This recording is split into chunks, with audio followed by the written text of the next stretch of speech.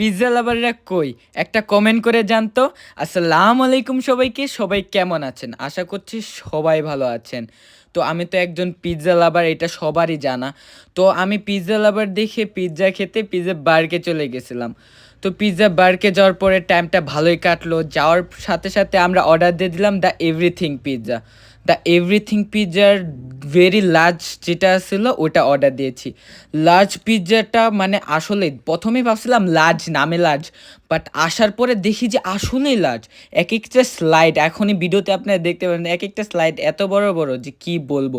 ভাবছিলাম সর্বোচ্চ আমি সম্পূর্ণ হয়তো বা খেয়ে ফেলবো আমি, কিন্তু আমি মানে সর্বোচ্চ দুইটাই খাইতে পারছিলাম। তো পিৎজাটা এভরিথিং যে নাম, আসলে নামের সাথে আসলেই যায়, কেন কি পিৎজাটার মধ্যে প্রায় সব কিছুই আসছিল, কি বলবো। তো পিৎজাটা খাওয়ার যখন আমি শুরু করছিলাম, লাইক এত চিজি পিৎজাটা খেতে খুবই ভালো ছিল। আলহামদুলিল্লাহ, আমাদের আজকে ফ্যামিলি ডিনারটা খুবই ভালো ছিল। তো আমার মতো কে কে পিৎজা লাভার আছেন সবাই কমেন্ট করে জানিয়ে যাবেন। আর দেখেন পিৎজা স্লাইসগুলো দেখতে কত বড় বড়। পিৎজাটা দেখতে যেমন চিজি, খেতেও তেমনই চিজি ভাই।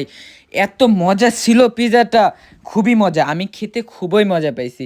খেয়ে আমার লাইক পিৎজাটা যখন মুখে নিছি, মুখে পুরা চিজি ফ্লেভার ছড়াই বসে রে ভাই। আর সসের সাথে খেয়েছি, সস ছাড়াই আমার কাছে ভালো লাগতেছিল।